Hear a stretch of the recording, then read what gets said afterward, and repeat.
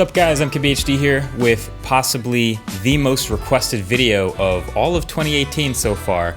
Shout out to Linus from Linus Tech Tips because this is his phone actually, so thanks for passing it along, man.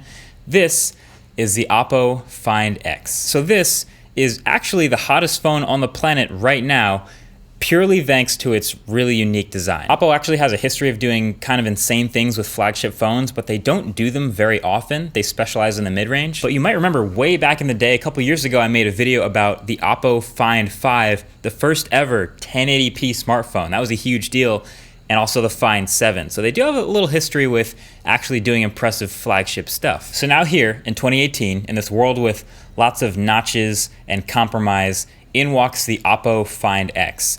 The specs, even though they're excellent, are actually probably the most boring part of this phone. So Snapdragon 845, Adreno 630, 8 gigs of RAM, 256 gigs of storage, a 3730 milliamp hour battery, Bluetooth 5.0, dual SIM cards. It's a flagship, no doubt. What we're here for is the design, because that's the reason this phone is so hot right now, is the industrial design. On the surface, it looks very modern. Obviously not a whole lot of bezel anywhere. That's the main focus in 2018. Full screen, rounded corners all the way across the front of the phone. But if you look around even more, there's actually elegant touches everywhere. The shape is just a little unorthodox, kind of tapered on the sides, but gives way to this intense color design. There's a blue and a purple version actually. This is the purple, which is called Bordeaux Red for some reason. And it has this shimmer just on the outsides of the phone, while the middle stays dark mirror finish. It seems like the 28 thing to do also to have a glass back, but no wireless charging. That's also the case for this phone, but some awesome design to distract you from that. So the huge screen up front obviously looks super cool, but even around that screen, they've done some things that are really impressive and unique. There's a little earpiece up here in the top. They actually got a real speaker up there instead of using an under glass solution. The whole phone is a little on the thick side at 9mm, but I'm totally fine with this, and for me it's more about the solid weight. Like, this phone really feels dense in the hand with all that glass. There's no headphone jack at the bottom or at all, sadly, but it has this unique sort of concave shape with the USB-C port, the speaker, and the dual SIM card tray. And man, there's just a lot of little unique touches like that. The top of the phone also has this shape of like a liquid glass melting into itself, and there's no rear-facing or front-facing camera at all until you open the top. The entire top of this phone is motorized for both the rear-facing and front-facing camera sensors. Okay, so to achieve this 93.8% screen-to-body ratio in 2018, you gotta make some sacrifices. So with this phone, there is no fingerprint reader anywhere. They didn't do the under glass one. There's no fingerprint anywhere on this phone. And then of course, to do the front-facing camera, they did, I think, one of the coolest things I've ever seen in a smartphone, which is raise the whole thing via a motor. And it's different from the Nex. The Nex feels like a hack to just get a front-facing camera in the phone somehow. This feels like an integrated part of a thoughtful design. But now though, you gotta think about, again, motorized moving pieces in smartphones like this are still a tough ask.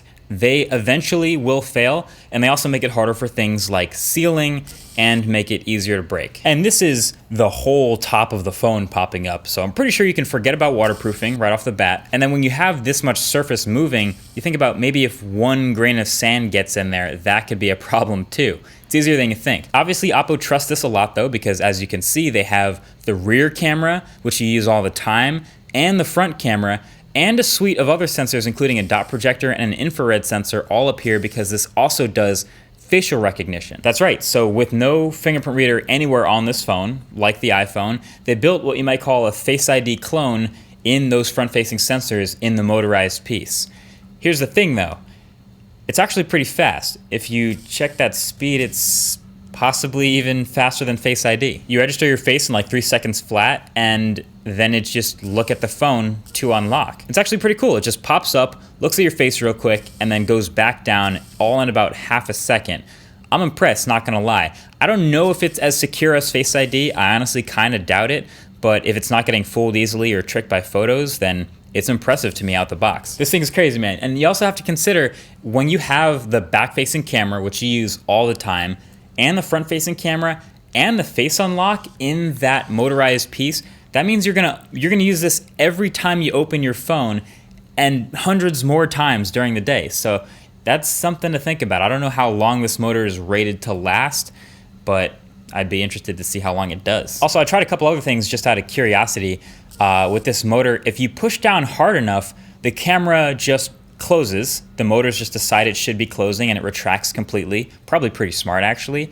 And then if you put enough resistance on the top while opening the camera and it's trying to launch by itself, it'll pause, wait a second, and then it'll try again, and then just keep holding it and it'll just keep trying over and over. It's not really gonna grind its gears trying to go against resistance, so it has a couple fail-safes built in. But I also found that I can literally pull the top of the phone open. So you can imagine it's not the most durable mechanism in the world.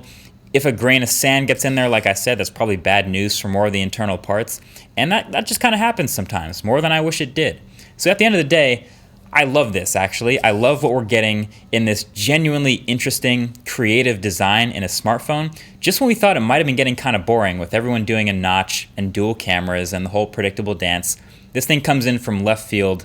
A new player has arrived. But I'm curious what you think. If this phone came to your region, it's going to be very expensive, but could you rock this as a daily driver? I feel like I could throw a Nova launcher on here, give the camera a shot, and it might actually stay in my pocket. But let me know what you're thinking in the comments below. Either way, thanks for watching. Talk to you in the next one. Peace.